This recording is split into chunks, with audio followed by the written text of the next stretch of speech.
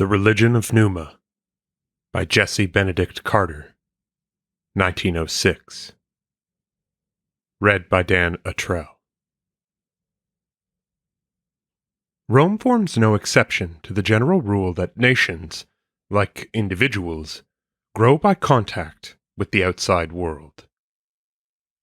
In the middle of the 5 centuries of her republic came the Punic Wars and the intimate association with Greece, which made the last half of her history as a republic so different from the first half. And in the kingdom which preceded the republic, there was a similar coming of foreign influence which made the latter kingdom, with its semi-historical names of the Tarquins and Servius Tullius, so different from the earlier kingdom with its altogether legendary Romulus, Numa, Tullus Hostilius, and Ancus Martius. We have already thus 4 distinct phases in the history of Roman society, and a corresponding phase of religion in each period. And if we add to this that new social structure which came into being by the reforms of Augustus at the beginning of the empire, together with the religious changes which accompanied it, we shall have the 5 periods which these 5 essays try to describe. The period before the Tarquins, that is, the religion of Numa; the later kingdom, that is, the reorganization of Servius; the first 3 centuries of the Republic, that is, the coming of the Sibyl; and the closing centuries of the Republic, that is, the decline of faith; and finally, the early Empire and the Augustan Renaissance.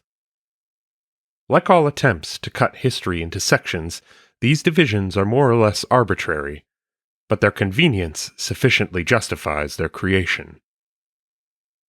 They must be thought of, however, not as representing independent blocks arbitrarily arranged in a certain consecutive order, not as 5 successive religious consciousnesses, but merely as marking the entrance of certain new ideas into the continuous religious consciousness of the Roman people. The history of each of these periods is simply the record of the change which new social conditions produced in that great barometer of society, the religious consciousness of the community. It is in the period of the Old Kingdom that our story begins. At first sight, it may seem a foolish thing to try to draw a picture of the religious condition of a time about the political history of which we know so little, and it is only right, therefore, that we should inquire what sources of knowledge we possess.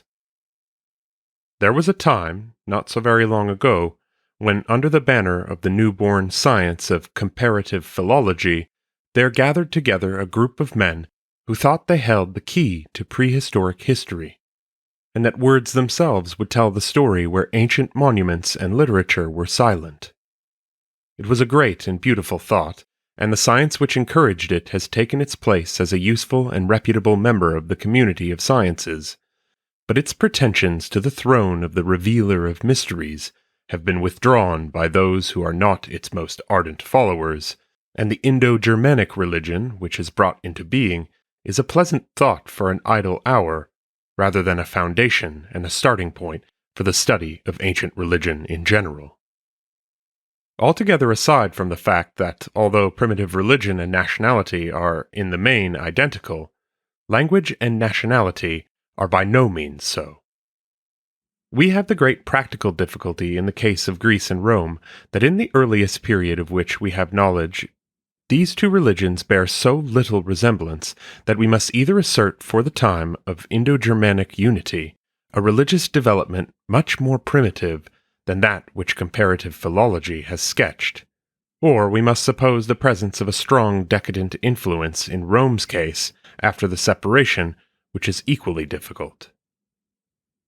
If we realize that in a primitive religion, the name of the god is usually the same as the name of the thing which he represents, the existence of a Greek god and a Roman god, with names which correspond to the same Indo-Germanic word, proves linguistically that the thing existed and had a name before the separation, but not at all that the thing was deified, or that the name was the name of the god at that time. We must therefore be content to begin our study of religion much more humbly and at a much later period. In fact, we cannot go back appreciably before the dawn of political history, but there are certain considerations which enable us at least to understand the phenomena of the dawn itself, those survivals in culture which loom up in the twilight, and the understanding of which gives us a fair start in our historical development. For this knowledge we are indebted to the so-called anthropological method, which is based on the assumption that mankind is essentially uniform, and that this essential uniformity justifies us in drawing inferences about very ancient thought from the very primitive thought of the barbarous and savage peoples of our own day.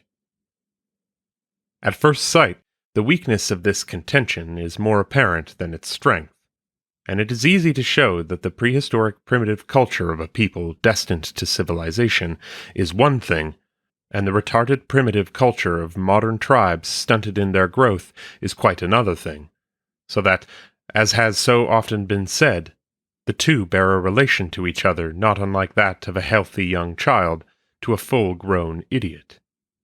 And yet there is a decided resemblance between the child and the idiot, and whether prehistoric or retarded, primitive culture shows everywhere strong likeness, and the method is productive of good if we confine our reasoning backwards to those things in savage life which the two kinds of primitive culture, the prehistoric and the retarded, have in common. To do this, however, we must have some knowledge of the prehistoric, and our modern retarded savage must be used merely to illumine certain things which we can see only in half-light. He must never be employed as a lay figure in sketching in those features of prehistoric life of which we are totally in ignorance. It is peculiarly useful to the student of Roman religion because he stands on the borderland and, looking backwards, sees just enough dark shapes looming up behind him to crave more light. For in many phases of early Roman religion, there are present characteristics which go back to old manners of thought, and these manners of thought are not peculiar to the Romans, but are found in many primitive peoples of our own day. The greatest contribution which anthropology has made to the study of early Roman religion is animism. Not much more than a quarter of a century ago, the word animism began to be used to describe that particular phase of the psychological condition of primitive peoples by which they believe that a spirit, anima, resides in everything, material and immaterial. This spirit is generally closely associated with the thing itself, sometimes actually identified with it. When it is thought of as distinct from the thing, it is supposed to have the form of the thing, to be, in a word, its double. These doubles exercise an influence, often for evil, over the thing, and it is expedient and necessary, therefore, that they should be propitiated so that their evil influence may be removed and the thing itself may prosper.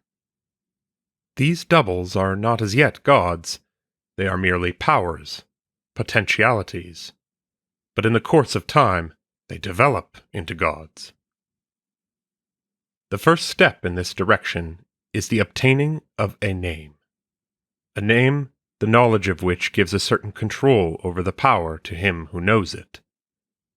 Finally, these powers, equipped with a name, begin to take on personal characteristics, to be thought of as individuals, and finally, represented under the form of men. It cannot be shown that all the gods of Rome originated in this way, but certainly many of them did, and it is not impossible that they all did, and this theory of their origin explains better than any other theory certain habits of thought which the early Romans cherished in regard to their gods. At the time when our knowledge of Roman religion begins, Rome is in the possession of a great many gods, but very few of them are much more than names for powers. They are none of them personal enough to be connected together in myths, and this is the very simple reason why there was no such thing as a native Roman mythology, a blank in Rome's early development, which many modern writers have refused to admit, taking upon themselves the unnecessary trouble of positing an original mythology later lost. The gods of early Rome were neither married nor given in marriage. They had no children or grandchildren, and there were no divine genealogies. Instead, they were thought of occasionally as more or less individual powers, but usually as masses of potentialities, grouped together for convenience as the gods of the country, the gods of the storeroom, the gods of the dead, etc. Even when they were conceived of as somewhat individual, they were usually very closely associated with the corresponding object. For example, Vesta was not so much the goddess of the hearth as the goddess hearth itself. Janus was not the god of doors so much as the god door. But by just as much as the human element was absent from the concept of the deity, by just so much the element of formalism in the cult was greater. This formalism must not be interpreted according to our modern ideas. It was not a formalism which was the result and the successor of a decadent spirituality. It was not a secondary product in an age of the decline of faith, but it was itself the essence of religion in the period of the greatest religious purity. In the careful and conscientious fulfillment of the form consisted the whole duty of man towards his gods. Such a state of affairs would have been intolerable in any nation whose instincts were less purely legal. So identical were the laws concerning the gods and the laws concerning men, that though in the earliest period of Roman jurisprudence the jus divinum and the jus humanum are already separated, they are separated merely formally as two separate fields or provinces in which the spirit of the law, and often even the letter of its enactment, are the same. Such a formalism implies a very firm belief in the existence of the gods. The dealings of a man with the gods are quite as really reciprocal as his dealings with his fellow citizens. But on the other hand, though the existence of the gods is never doubted for a moment, the gods themselves are an unknown quantity. Hence, out of the formal relationship, an intimacy never developed, and while it is scarcely just to characterize the early cult as exclusively a religion of fear, certainly real affection is not present until a much later day. The potentiality of the gods always overshadowed their personality. But this was not all loss, for the absence of personality prevented the growth of those gross myths which are usually found among primitive people, for the purer, more inspiring myths of gods are not the primitive product, but result from the process of refining, which accompanies a people's growth in culture. Thus, the theory of animism illumines the religious condition of that borderland of history in which Romulus and Numa Pompilius have their dwelling place. According to that pleasant fiction of which the ancient world was so extremely fond, the belief that all institutions could be traced back to their establishment by some individual, the religion of Rome was supposed to have been founded by her second king, Numa, and it was the custom to refer to all that was most antique in the cult as forming a part of the venerable religion of Numa. For us, this can be merely a name, and even as a name misleading, for a part of the beliefs with which we are dealing go back for centuries before Romulus and the traditional date 753 BC as the foundation of Rome. But it is a convenient term if we mean by it merely the old kingdom before foreign influences began to work. The Romans of a later time coined an excellent name not so much for the period as for the kind of religion which existed then, contrasting the original deities of Rome with the new foreign gods, calling the former the old indigenous gods, de indigetes, and the latter newly settled gods, de noensides. For our knowledge of the religion of this period, we are not dependent upon a mere theory, no matter how good it may be in itself, But we have the best sort of contemporary evidence in addition, and it is to the discovery of this evidence that the modern study of Roman religion virtually owes its existence. The records of early political history were largely destroyed in the year 390 BC, when the Gauls sacked Rome, but the religious status, with the conservativeness characteristic of religion generally, suffered very few changes during all these years, and left a record of itself in the annually recurring festivals of the Roman year. Festivals which grew into an instinctive function of the life of the common people. Many centuries later, when the calendar was engraved on stone, these revered old festivals were inscribed on these stone calendars in peculiarly large letters as distinguished from all the other items. Thus, from the fragments of these stone calendars, which have been found, and which are themselves 19 centuries old, we can read back another 8 or 10 centuries further. By the aid of this calendar of Numa, we are able to assert the presence of certain deities in the Rome of this time, and the equally important absence of others. And from the character of the deities present, and of the festivals themselves, a correct and more or less detailed picture of the religious condition of the time may be drawn. This calendar and the list of indigetes extracted from it form the foundation of all our study of the history of Roman religion.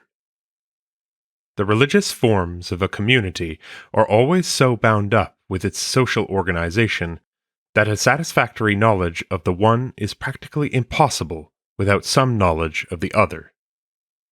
Unfortunately, there is no field in Roman history where theories are so abundant and facts are so rare as in regard to the question of the early social organization. But without coming into conflict with any of the rival theories, we may make at least the following statements. In the main, the community was fairly uniform and homogeneous. There were no great social extremes and no conspicuous foreign element, so that each individual, had he stopped to analyze his social position, would have found himself in 4 distinct relationships. A relationship to himself as an individual, to his family, to the group of families which formed his clan, gens, and finally to the state. We may go a step further on safe ground and assert that the least important of these relations was that to himself, and the most important, that to his family. The unit of early Roman social life was not the individual, but the family.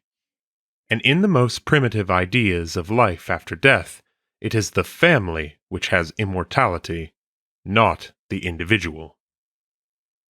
The state is not a union of individuals, but of families. The very psychological idea of the individual seems to have taken centuries to develop, and to have reached its significance only under the empire. Of the 4 elements, therefore, we have established the preeminence of the family and the importance of the state as based on the family idea. The individual may be disregarded in this early period, and there is left only the clan, which, however, offers a difficult problem. The family and the state were destined to hold their own, merely exchanging places in the course of time so that the state came first and the family second. The individual was to grow into ever-increasing importance, but the clan is already dying when history begins. It is a pleasant theory, and one that has a high degree of probability, when the clan was to the family what the state is when history begins, and that when the state arose out of a union of various clans, the immediate allegiance of each family was gradually alienated from its clan and transferred to the state, so that the clan gave up its life in order that the state, the child of its own creation, might live. If this be so, we can see why the social importance of the clan ceases so early in Roman history. The center, therefore, of early religious life is the family, and the state as a macrocosm of the family. And the father of each family is its chief priest, and the king, as the father of the state, is the chief priest of the state. As for the individual, the only god which he has for worship is his double, called in the case of a man his genius, and in that of a woman her Juno, her individualization of the goddess Juno, quite a distinct deity peculiar to herself. But even here the family instinct shows itself, and though later the genius and the Juno represent all that is intellectual in the individual, they seem originally to have symbolized the procreative power of the individual in relation to the continuance of the family. The family and the state, however, side by side, worshipped a number of deities. In the primitive hut, the model of which has come down to us in so many little burial urns of early time, for example those that have recently been dug up in the wonderful cemetery under the Roman Forum, with its one door and no window, there were several elements which needed propitiation. The door itself as the keeper away of evil, the hearth and the niche for the storage of food. The door god was the god door Janus, the Ianua itself. The hearth was in the care of the women folk, the wife and daughters, so it was a goddess, Vesta, whom they served. And the storage niche, the Penus, was in the keeping of the store-closet gods, the Di Penates. The state itself was modeled after the house. It had its Janus, its sacred door, down in the forum, and the king himself, the father of the state, was his special priest. It had its hearth, where the sacred fire burned, and it had its own Vesta, tended by the Vestal virgins, the daughters of the state, and it had its own store niche, with its penates. At a later date, but still very early, there was added to the household worship the idea of the general protector of the house, the lar, which gave rise to the familiar expression lares and penates. The origin of this lar familiaris, as he is called, is interesting because it shows the intimate connection between the farming life of the community and its religion. The lares were originally the group of gods who looked after the various farms. They were in the plural because they were worshipped where the boundary lines of several farms met. But though several of them were worshipped together, each farm had its one individual lar. But the care of the farm included also the protection of the house on the farm, so that the lar of the farm became also the lar of the house. First, of course, of houses on farms, and then of every house everywhere, even when no farm was connected with it. Aside from Vesta, the Genius, the lar, and the penates, possibly the most important element in family worship was the cult of the dead ancestors. This cult is, of course, common to almost all religions, and its presence in Roman religion is insofar not surprising, but the form in which it occurs there is curious and relatively rare. Just as the living man has a double, the genius, so the dead man also must have a double. But this double is originally not the genius, who seems to have been thought of at first as ceasing with the individual. On the contrary, as death is the great leveler and the remover of individuality, so the double of the dead was not thought of, at first, as an individual double, but merely as forming a part of an indefinite mass of spirits, the good gods, daemones as they were called, because they were feared as being anything but good. These daemones had therefore no specific relation to the individual, and the individual really ceased at death. The only human relation which the De Manes seems to have preserved was a connection with the living members of the family to which they had originally belonged. It is, therefore, very misleading to assert that the Romans had from the beginning a belief in immortality when we instinctively think of the immortality of the individual. The thing that was immortal was not the individual, but the family. It is thoroughly in keeping with the practical character of the Roman mind that they did not concern themselves with the place in which these spirits of the dead were supposed to reside, but merely with the door through which they could and did return to earth. We have no accounts of the lower world until Greece lent her mythology to Rome, and imagination never built anything like the Greek palace of Pluto. But while they did not waste energy in furnishing the lower world with the fittings of fancy, they did keep a careful guard over the door of egress. This door they called the mundus, and represented it crudely by a trench or shallow pit at the bottom of which there lay a stone. On certain days of the year, this stone was removed, and then the spirits came back to earth again, where they were received and entertained by the living members of their family. There were a number of these days in the year: August 24th, October 5th, November 8th, and 2 sets of days, February 13th to 21st, and May 9th, 11th, and 13th. The February celebration, the so-called Parentalia, was calm and dignified, and represented all that was least superstitious and fearful in the generally terrifying worship of the dead.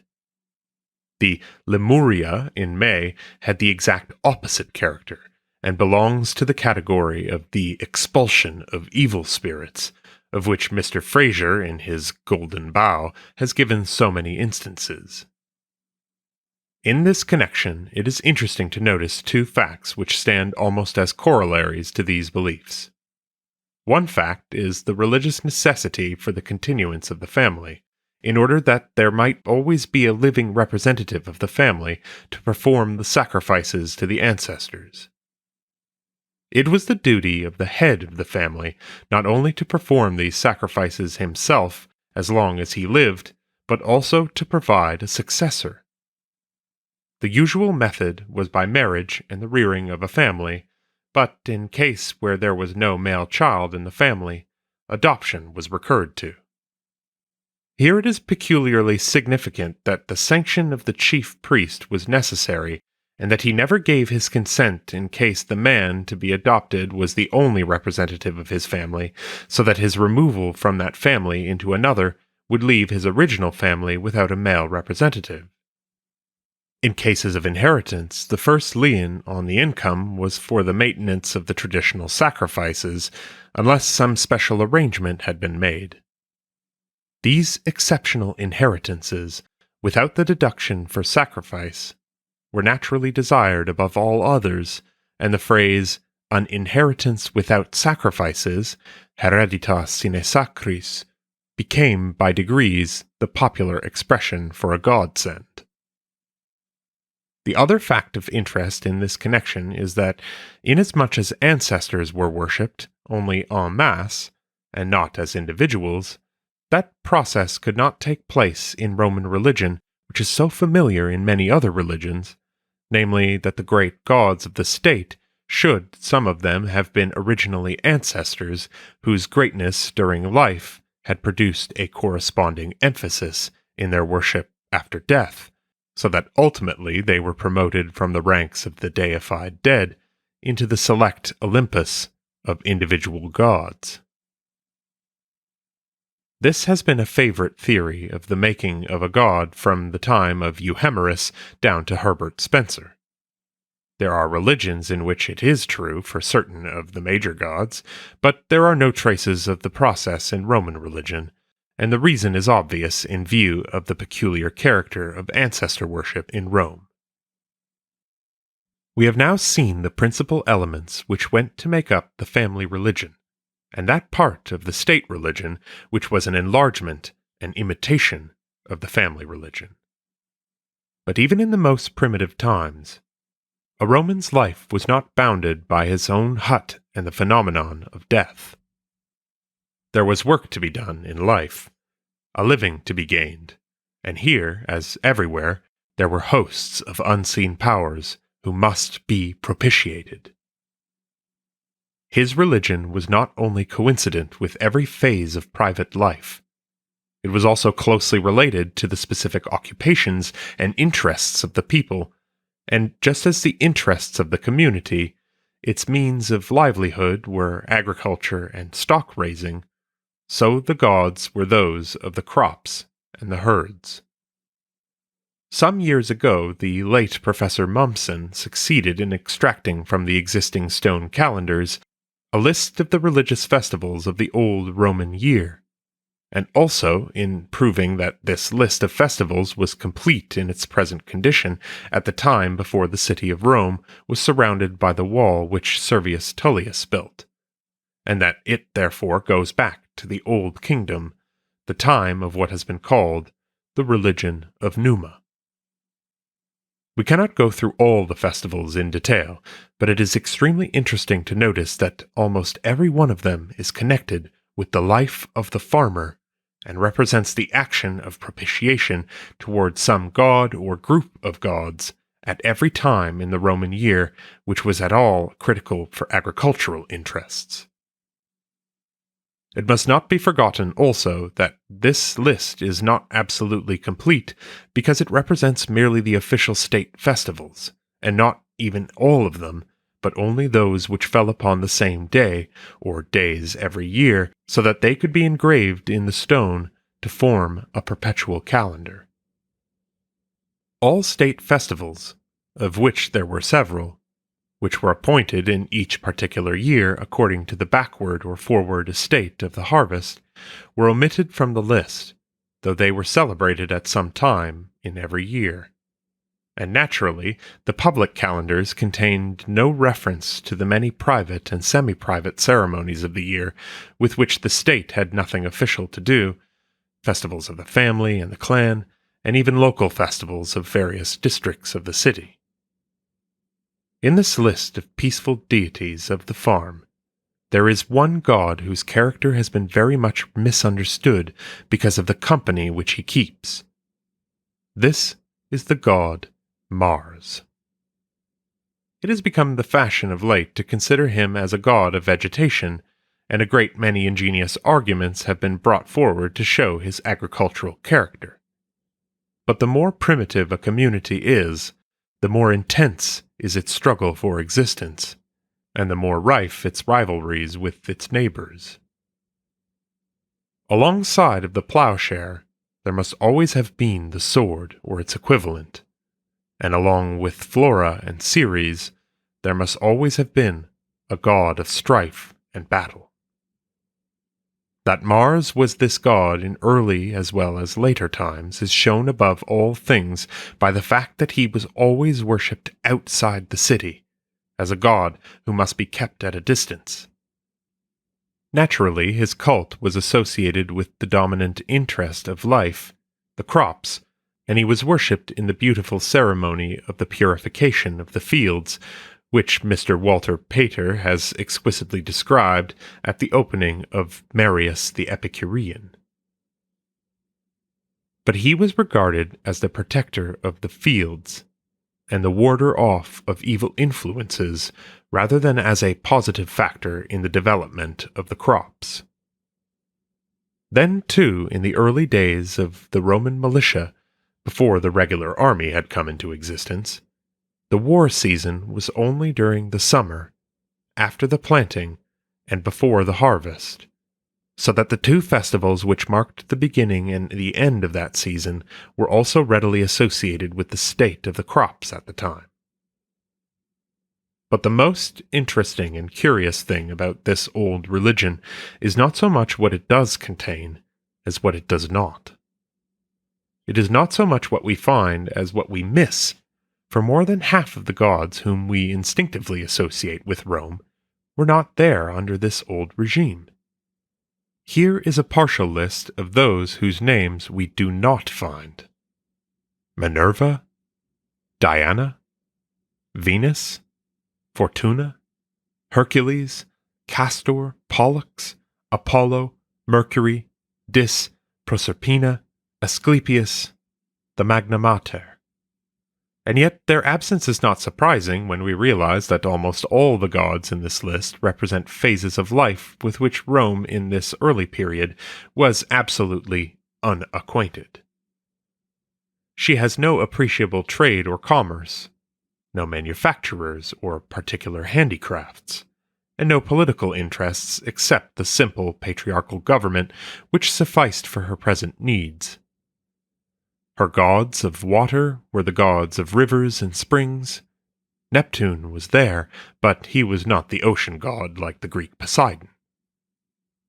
Vulcan, the god of fire, who was afterwards associated with the Greek god Hephaestus, and became the patron of metalworking, was at this time merely a god of destructive and not constructive fire.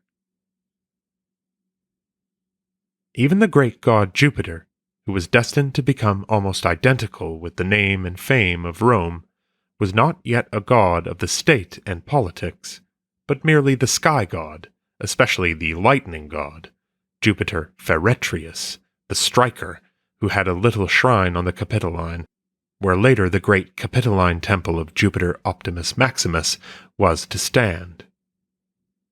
Another curious characteristic of this early age, which I think has never been commented on, is the extraordinarily limited number of goddesses.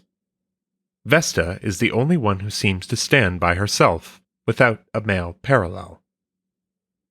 Each of the others is merely the contrasted potentiality in a pair of which the male is much more famous, and the only ones in these pairs who ever obtained a pronounced individuality did so because their cult was afterwards reinforced by being associated with some extra-Roman cult. The best illustration of this last is Juno. We may go further and say that it seems highly probable that the worship of female deities was in the main confined to the women of the community, while the men worshipped the gods.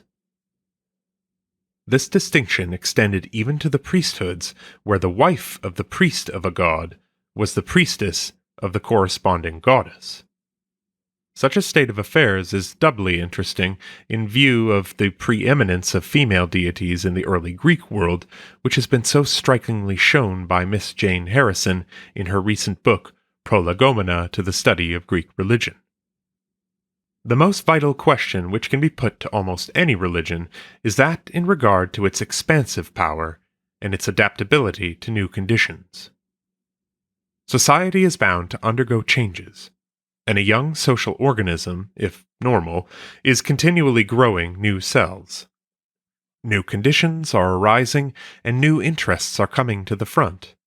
In addition, if the growth is to be continuous, new material is being constantly absorbed, and the simple, homogeneous character of the old society is being entirely changed by the influx of foreign elements. This is what occurred in ancient Rome, and it is because ancient Roman religion was not capable of organic development from within that the curious things happened to it which our history has to record. It is these strange external accretions which lend the chief interest to the story, while at the same time they conceal the original form so fully as to render the writing of a history of Roman religion extremely difficult.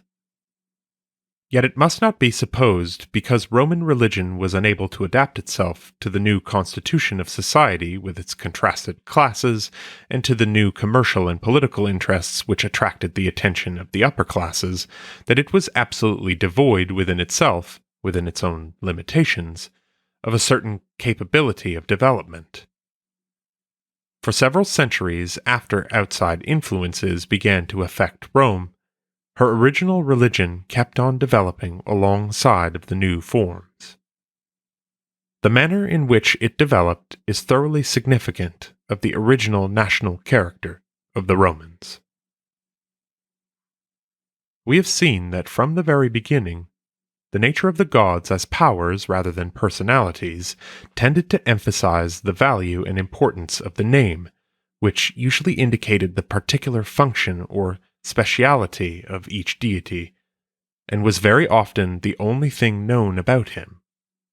In the course of time, as the original name of the deity began to be thought of as entirely a proper name without any meaning, rather than as a common noun explaining the nature of the god to which it was attached, it became necessary to add to the original name some adjectives which would adequately describe the god and do the work which the name by itself had originally done. And as the nature of the various deities grew more complicated along with the increasing complications of daily life, new adjectives were added, each one expressing some particular phase of the god's activity.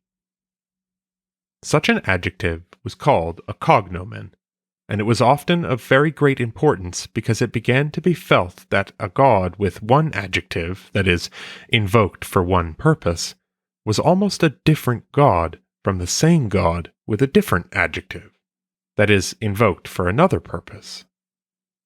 Thus a knowledge of these adjectives was almost as necessary as a knowledge of the name of the god. The next step in the development was one which was followed very easily. These important adjectives began to be thought of as having value and an existence in themselves, apart from the god to which they were attached. The grammatical change which accompanied this psychological movement was the transfer of the adjective into an abstract noun. Both adjectives and abstract nouns express quality, but the adjective is in a condition of dependence on a noun, while the abstract noun is independent and self-supporting. And thus, just as in certain of the lower organisms in a group of cells breaks off and sets up an individual organism of its own, so in old Roman religion, some phase of a god's activity, expressed in an adjective, broke off with the adjective from its original stock and set up for itself, turning its name from the dependent adjective form into the independent abstract noun. Thus, Jupiter, worshipped as a god of good faith in the dealings of men with one another, the god by whom oaths were sworn under the open sky, was designated as Jupiter, guarding good faith, Jupiter Fidius. There were, however, many other phases of Jupiter's work, and hence the adjective Fidius became very important as the means of distinguishing this activity from all the others. Eventually, it broke off from Jupiter and formed the abstract noun Fides, the goddess of good faith, where the sex of the deity as a goddess was entirely determined by the grammatical gender of abstract nouns as feminine. This is all strange enough, but there is one more step in the development even more curious yet. This abstract goddess, Fides, did not stay long in the purely abstract sphere. She began very soon to be made concrete again as the Fides of this particular person or of that particular group, and as this Fides or that, until she became almost as concrete as Jupiter himself had been, and hence we have a great many different Fides in seeming contradiction to the old grammatical rule that abstract nouns had no plural. Now, all this development in the field of religion throws light upon the character of the Roman mind and its instinctive methods of thought, and we see why it is that the Romans were very great lawyers and very mediocre philosophers. Both law and philosophy require the ability for abstract thought. In both cases, the essential qualities of a thing must be separated from the thing itself. But in the case of philosophic thought, this abstraction, these qualities, do not immediately seek reincarnation. They continue as abstractions and do not immediately descend to earth again, whereas for law, such a descent is absolutely necessary because jurisprudence is interested not so much in the abstraction by itself, but rather in the abstract as presented in concrete cases. Hence a type of mind which found it equally easy to make the concrete into the abstract, and then to turn the abstract so made into a kind of concrete again, is par excellence the legal mind, and no better proof of the instinctive tendency to law-making on the part of the Romans can be found than in the fact that the same habits of mind which make laws also governed the development of their religion.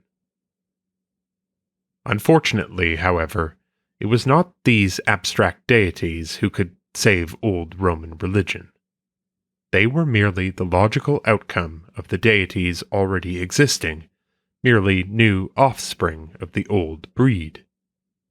They did not represent any new interests, but were merely the individualization of certain phases of the old deities, phases which had always been present and were now, at most, merely emphasized by being worshipped separately. End of The Religion of Numa, Part 1, by Jesse Benedict Carter, 1906. Read by Dan Attrell. If you would like to support more work such as this, please visit patreon.com/themodernhermeticist. And above all, thank you for listening.